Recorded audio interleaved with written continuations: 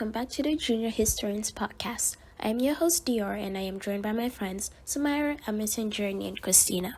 Today we will be discussing the Second Industrial Revolution. So without wasting any time, let's get started. Unlike the First Industrial Revolution, the Second Industrial Revolution had a focus on new industries such as steel, chemicals, and electricity. Prior to the revolution, steel was expensive. The Bessemer converter transformed the steel industry. The Bessemer process was invented by Henry Bessemer around 1856.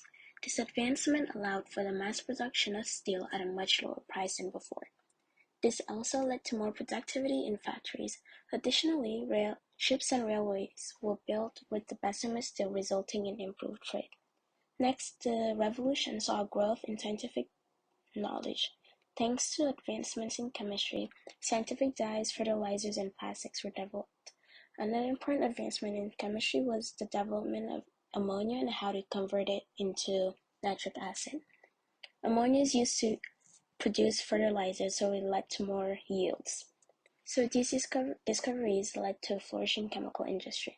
Lastly, electricity became widely used during the Second Industrial Revolution after it was innovated. Factories were built on a larger scale thanks to electricity, and productivity was more efficient. Electricity also led to new technological systems, improving communication. Overall, the Second Industrial Revolution was a period of scientific discovery, mass production, and countless inventions. Next, Christina will be telling you about migration in the 19th century. Thank you, Dior. People started to migrate to cities for work, and immigrants started to arrive in America in larger numbers because they were looking for employment opportunities. Some migration was local, and some of it was long distance. Much of it was voluntary. The forced migration still continued on for more than 100 years. The population of America surged in the 19th century was go from 188 million in 1800 to 400 million by 1900. As a result of this, the continent had trouble keeping so many people. While U.S. cities like New York City, Baltimore, Boston, and Philadelphia existed prior to the start of the Industrial Revolution, newly built factories, mills, and other sites of production fueled the growth as people started to flood the urban areas to take advantage of job opportunities. As populations continued to increase, cities were faced with the change of how to handle the influx of people. Problems like the availability of housing, spread of infectious diseases, and overcrowding had to be addressed as soon as possible, or the newly built cities would risk losing their citizens and the factories that employed them. There were many job opportunities, but people had to find somewhere to live. Therefore, they would have to move into cramped, dark, timid buildings. As a result of this, people started to become sick. Therefore, cities had to create public health departments. Now on to you, Samira.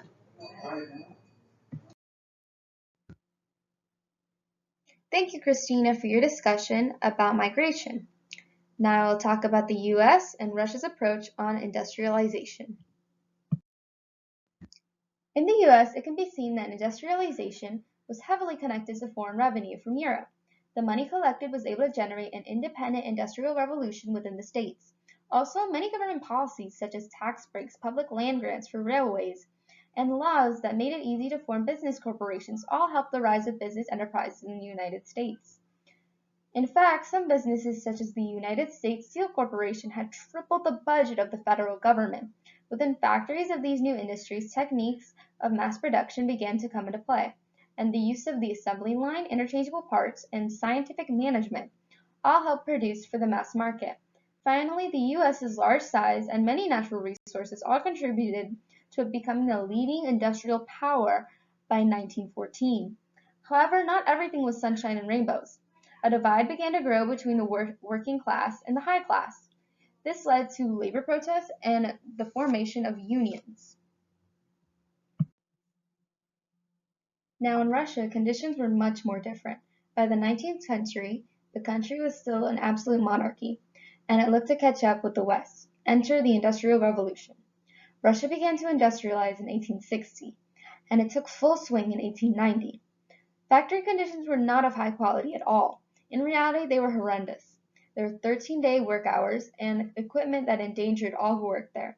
And in 1898, the Russian Social Democratic Labor Party, influenced by the philosophies of Karl Marx, was illegally formed in an attempt to combat the mistreatment of factory workers. Now, during all of this, the Russian industries did well, and in 1900 there were major coal, oil, and textile industries. But the peace did not last long.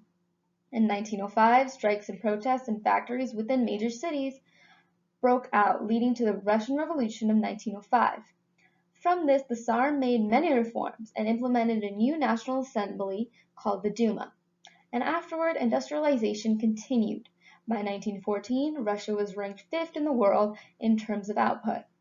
But the reforms made after the 1905 revolution did not stabilize society, and complications from World War I eventually led to the Russian Revolution of 1917. Compared to the US, the Industrial Revolution in Russia was much more violent and not as successful in terms of society's reaction to it. Also, Russia's revolution was spearheaded by the government, while the Industrial Revolution in the US was more controlled by the people. Now back to Dior with her analysis on socialism and capitalism. The Second Industrial Revolution was a brutal period for the laboring classes. Capitalism created a wide gap between the rich and the poor. European society was organized in a system where factories and businesses were privately owned by capitalists who were members of the middle class.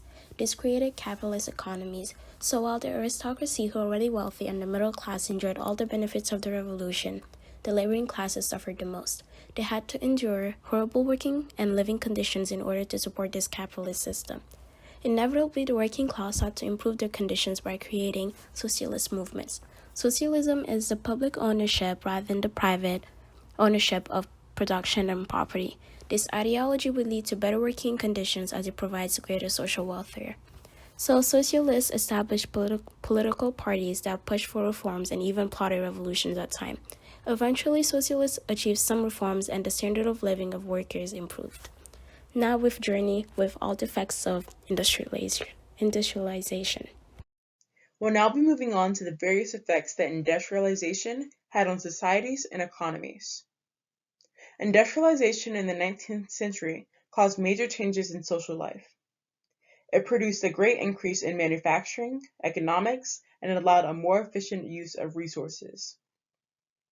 It also brought social and economic inequalities, a rapid migration to cities, and the emergence of new working classes. Movements like the labor movement and the women's suffrage movement were also formed during the time to advocate for both workers and women's rights.